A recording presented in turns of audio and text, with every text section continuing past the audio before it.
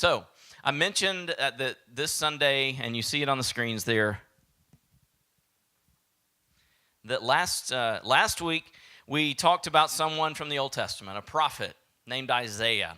And we talked about his call, that God reached into his life and spoke a specific word to him, drawing him outside of himself, drawing him into faithfulness. We saw that Isaiah didn't feel he was worthy, and he told God that, and God said, I'll take care of it, and he did.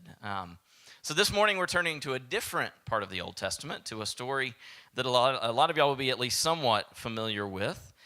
Story of someone named Moses. Slip your hand up real quick if you've heard of Moses. Okay.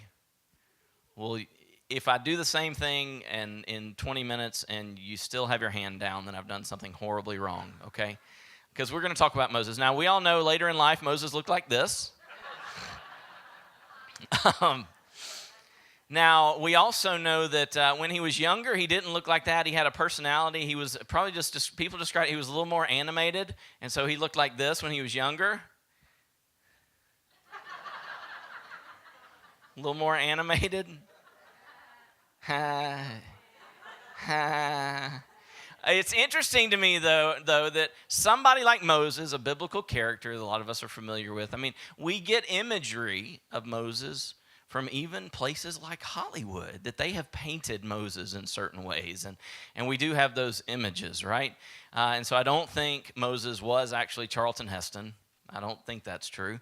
But that imagery stays with us. And so we know that he was probably a lot different than that, but kind of helps me to get into it. So what we're going to talk about this morning is where Moses is essentially called by God, kind of like we said Isaiah was last week. But you're going to notice, if you were here last Sunday and here again this Sunday, that the call of God to Moses looks and sounds a lot different than it was to Isaiah. And I kind of go, yes, good. Because we're all different people. And the idea is if God can and does want to speak to all of us, God has all of heaven and earth at his disposal to get our attention. You ever think that? There is nothing that can limit how God can get our attention. So part of what I love in that is I may have a story where God has spoken to me and called me in one way. And you may wonder, is that the only way it works? And I would say no, because God can bring to bear anything that he chooses to get our attention. Do you believe that if God wants to get your attention, he has the power to do that? Okay, that's good. I do too. And I think he can do it in big, grandiose ways, or he can do it as a whisper, and everywhere in between. So we're going to see some of that this morning. Now, we're going to turn to Moses in the burning bush. And if you know Moses' story well enough, or if you don't, let me kind of walk you into it. His story for us mostly begins in Egypt, where there's been a decree that's gone out that all of the Hebrew children, literally all of the babies born to Jewish families, should be killed.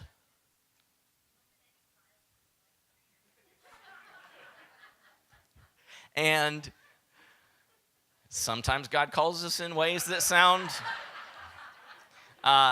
strangely Siri-like. Anyway, we've passed the point where his mother, trying to protect Moses, placed him in a reed basket and sent him down the river at a time where she knew that Pharaoh's daughter would be coming down near the water. So we've passed the time when Pharaoh's daughter snatched up this baby from the basket and took this baby named Moses into the royal palace. We've passed the time where Moses grew up and gained stature within Pharaoh's court. We've passed the time where Pharaoh has granted him great power and authority.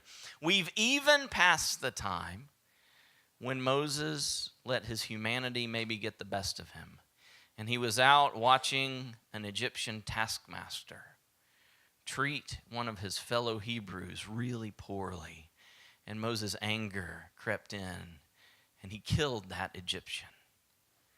Well, that changed things for Moses.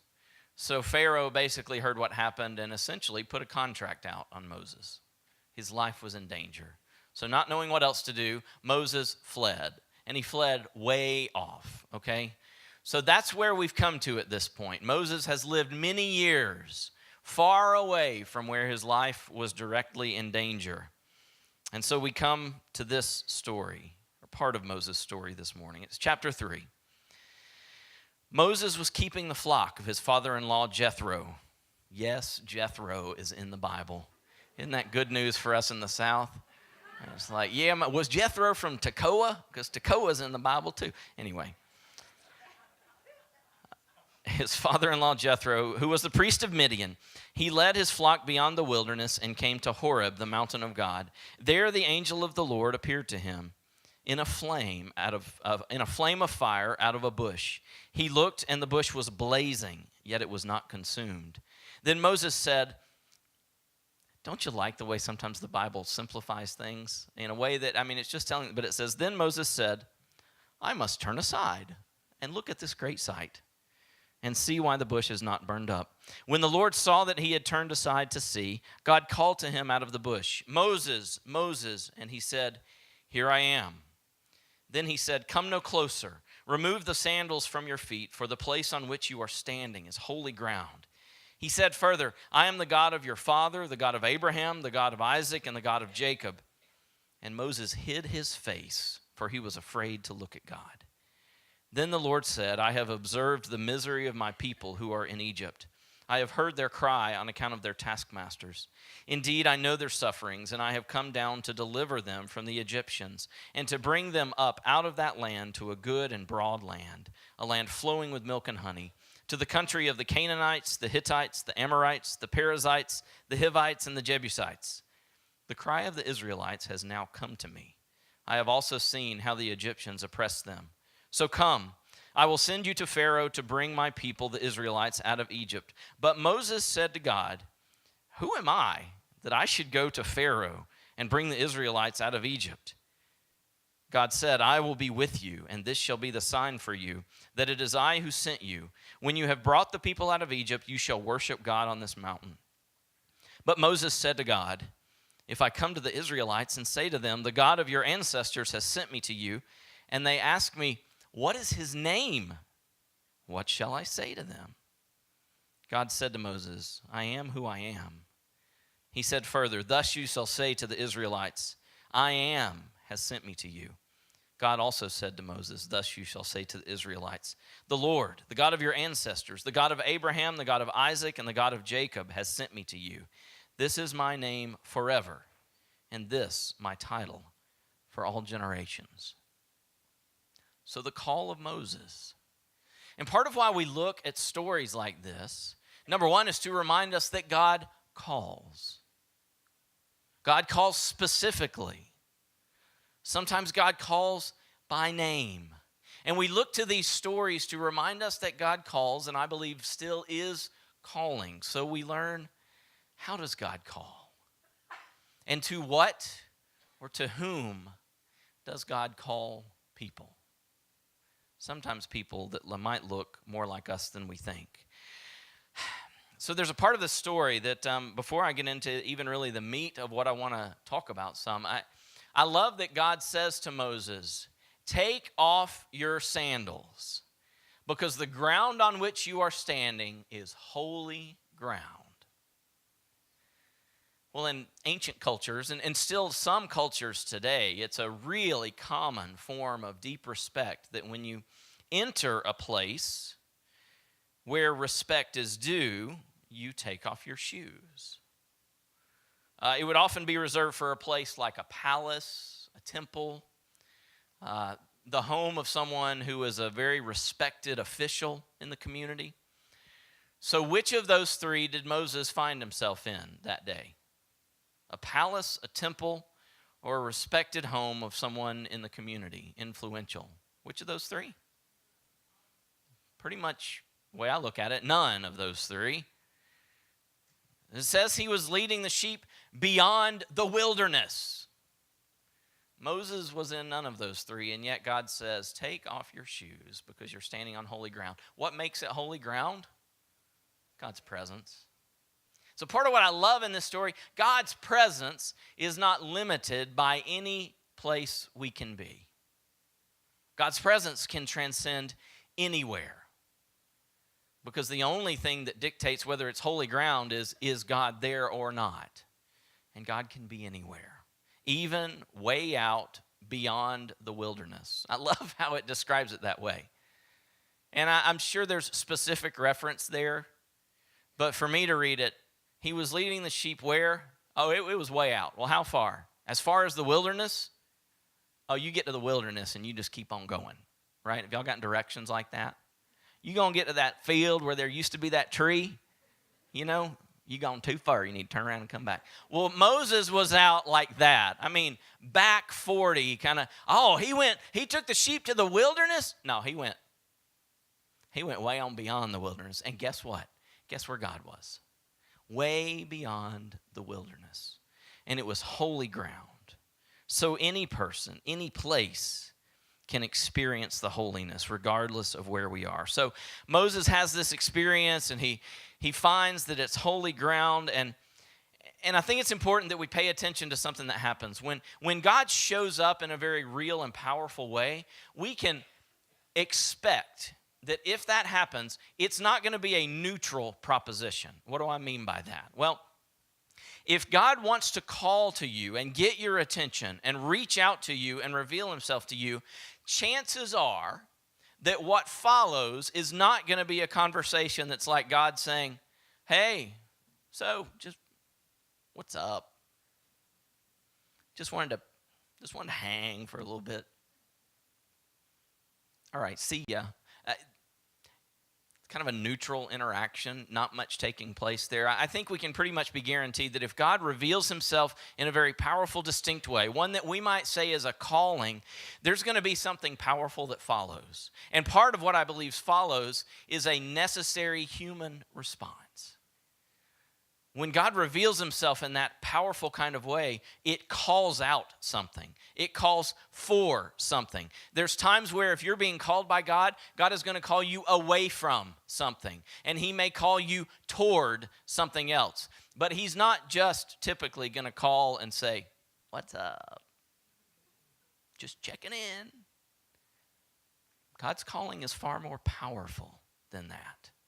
And often, maybe always, far more directed than that. So I'm going to talk through this calling of Moses because it seems like so often Moses is one of those figures that we hold up as kind of a superhero of the Bible, right?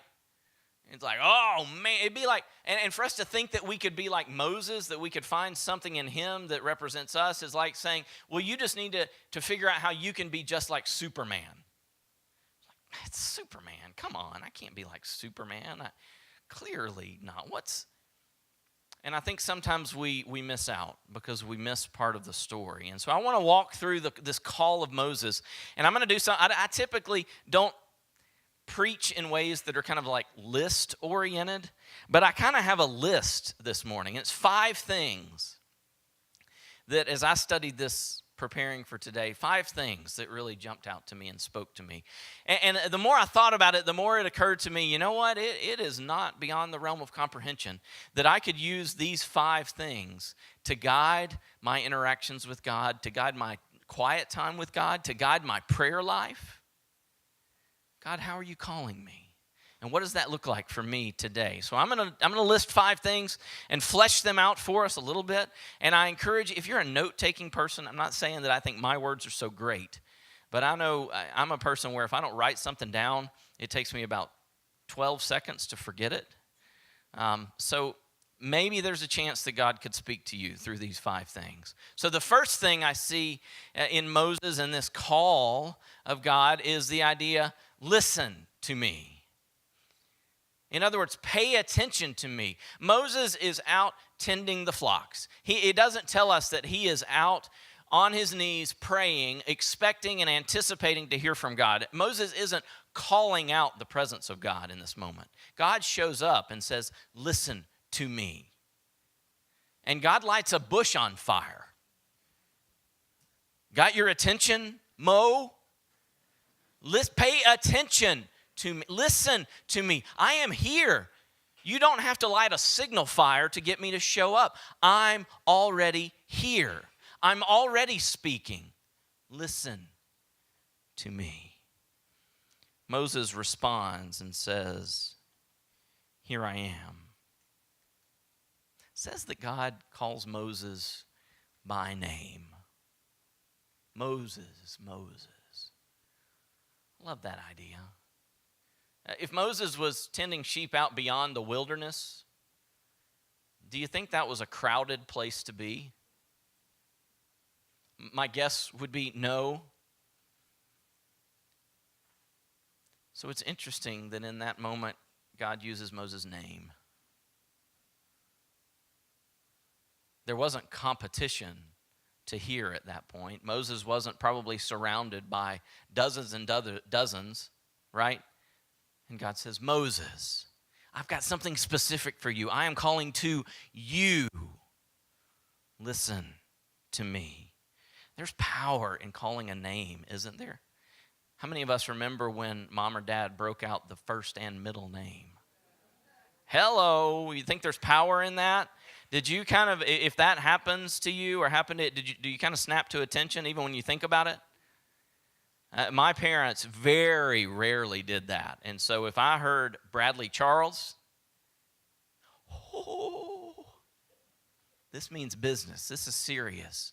I don't know what Moses' middle name was, but I mean, it's almost in that moment I can imagine him hearing Moses, middle name, whatever it was. That's me. Listen to me, God says. There's power in naming. Are we listening? Paying attention to God. The second thing I see is that what God doesn't immediately with Moses go to, here's what I want you to do. God says, listen to me. And then he says, revere me. Give me the credit that is due me. This is where the bush is on fire, and God says to Moses, take your shoes off, son. Do you realize where you're standing? Do you get who is talking to you? That I have the power of heaven and earth, and I am speaking to you and calling you by name? Revere me. Now that's interesting. I was in Boy Scouts, and I remembered among other things we learned a scout is reverent. And there was some teaching on that, but I think what probably a lot of us as adolescent boys took from it is, oh, okay, so you need to shut up during the sermon. That's what being reverent means. You take your hat off when you enter the sanctuary. That's what reverence. I'm not saying that's what was taught, but that's probably what a lot of us really kind of, that's what it means to be reverent. And I just can't believe that in this moment when God says to Moses, take your sandals off. This is holy ground. I can't imagine that God is just saying, oh, well, sit down and be sure to be quiet during the last hymn. How often, and this convicts me, y'all, this is like I'm not telling you something that I don't need to hear. How often do we literally stop and give to God the credit that is due him?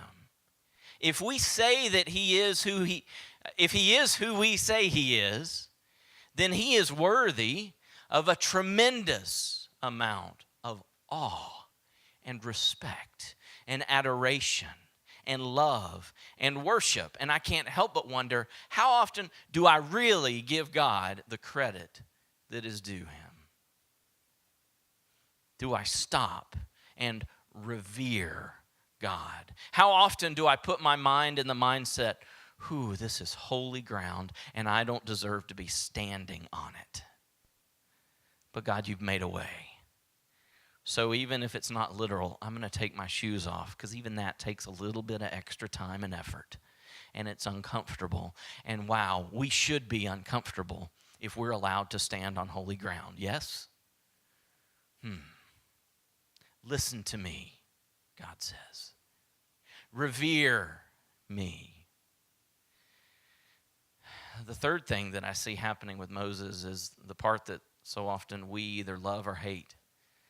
God says, after you've listened to me and paid me some attention, and I'm sure that I've got your attention, and after you've revered me and given me the credit that really is due and put yourself in the right position compared to me and recognized it's not all about you. After you've done those things, Moses, I want you to obey me. I've got something for you to do, and I'm going to spell it out to you, and sort of the proof is in the pudding. You're not going to be able to half obey me in this, Moses. My calling is specific. The place to which I'm calling you is specific. The people to whom I am calling you are specific. You're either in or you're out. Obey me. God called to Moses by name, saying, do something for me. I want you to go and help my people, your people. I am calling you to do this. Are you willing? God didn't make a vague suggestion. And Moses would either be obedient to God or not. He had to fully commit or fully decommit. Are there things or people or places to which or to whom God is calling you? And you know it's specific, but you've been fighting it? And maybe today is the day you recognize, God, you're calling me by name. And this morning, I listen to you and I'm revering you, and you are more powerful and more holy than I deserve to be in the presence of. But you are asking me to go and be and do, and I keep fighting it. And every day I fight it, it means I'm not obeying. And then I love what happens next. God says, trust me. And this is part of the story that I probably maybe appreciate more than any other in this story of Moses, because it's where I see Moses not being Superman. I see him looking a lot like me. God says, I've got this thing that I want you to do. And it's pretty astounding, and you don't think you have the power to do it, to go back to Egypt and rescue these people? You don't think you're worthy of that or capable. How can I? And that's where we see Moses doing things like, he starts raising objections. So human. Is that a lot like you? I mean, think about it for a second. God has just lit a bush on fire that is not consumed by the fire. And then a voice speaks to him. You've heard of mountaintop experiences spiritually? Oh my gosh. A bush is lit on fire and is not consumed, and a voice comes and starts talking to Moses. And so even in the midst of that, Moses, human nature, still says, I don't think so. Well, what if I go and they question who sent me? As if Moses is going to pull out some kind of resistance that God's going to say, you know what, Moses, you're right. I had not even thought of that. Gosh, that would have been an epic mistake. Thank you, Moses, for your wisdom. We don't see that at all. But Moses does that, and he sounds a lot like me. It's like, if we follow through the whole story, it's like, God, I have a speech impediment is basically one thing he says. You want me to go and speak to Pharaoh, and I struggle speaking? Are you kidding me? How are they going to believe me? This guy shows back up, and then I start talking about God has sent me. Who am I going to say sent me? And he starts raising those sorts of objections, and God essentially goes, trust me. God provides and equips for the people that he calls. He says, trust me. And by the way, I'll be going with you. And by the way, I'm going to send your own family to be with you. They're named Miriam and Aaron, and they're going to help be the mouthpiece when you don't have the words, and they're going to stand with you, and I'm going to be with you. Trust me. Moses, are you scared? Trust me. This morning, are you scared? And maybe God's saying, trust me. Are you anxious? Trust me. Listen to me. Revere me. Obey me. Trust me. And then the last thing I kind of hear God say in this interaction, remember me. If you listen to me and revere me and obey me and actually go and do the things that I'm asking you to do, and you trust me in the midst of that, and what if it turns out okay? You may be tempted to not remember me in the midst of that. You may be tempted to bring glory to yourself or think that you've done good. God tells Moses, I'm asking you to be my representative. Think about that word for a second, represent. I'm asking you to go and represent who I am. That means, Moses, wherever you go that I'm calling you, you need to remember who sent you. You need to remember who has provided for you. You need to remember who it is that has equipped you all along the way. He says, Moses, essentially, remember that I am the same God who made myself known to you. Remember that I am the same God who called you. Moses, when you're gone from this place and when you don't see a burning bush in front of you, remember that I called you. Remember that I am the same God who created and provided for those before you. Remember that I fulfill my promises. Remember that I am a God who never abandons those whom I love and call. Remember me. Remember Moses. Remember Melissa. Remember Richard. Remember Joseph. Remember Paul. Remember Joy. Remember Linda. Remember Jeff. That I am a God who is faithful. And if I've called you, I will equip you. Trust me. Remember me.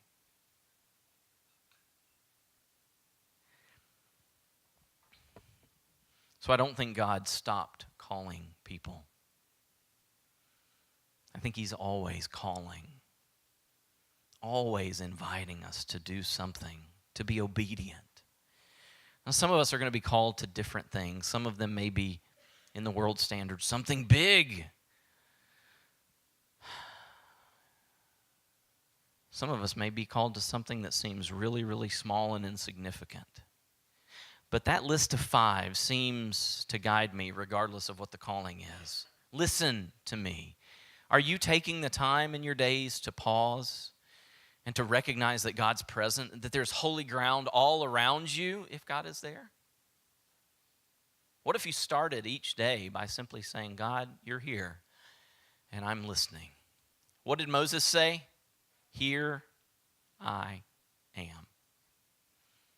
What if we all got up in the morning and before, I know I'll get stuff thrown at me, what if before we even had our coffee, we said, God, you're more powerful than coffee even. Here I am. I'm listening. And do we take time to revere God, to really give God the credit, awe, worship, love that's due? Will we obey if he's calling us to even small things, to take a step, to do something that seems to us a little uncomfortable, to go to a place where we're not sure what steps even lead there? But will we obey? And in the midst of doing that, if you're in the midst of that this morning, are you continuing to trust? God, this is weird. This is confusing. I'm not sure what the next steps are beyond this, but I trust you. And I'm not going to rely on my own strength. And in the midst of all this, I'm going to point back always and remember that it's the God who created the heavens and the earth that spoke to me and has called me. I'm listening. You're God. I'm in awe of you. I'm going to go where you send me. I'm going to trust that you'll provide for me as I go. And all the way, I'm not going to forget.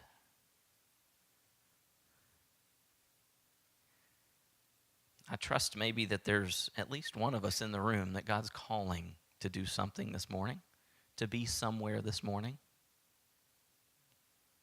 And I trust that he can provide for you if you'll be obedient, because he's never going to leave you.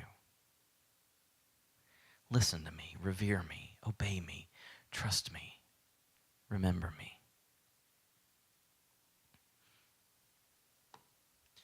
We're going to come to the table. It's a table that Jesus set for us. And if you think about somebody who gave us the model that I just talked about perfectly, listen to me, revere me, obey me, trust me, remember me. Jesus gave us the model for all of that.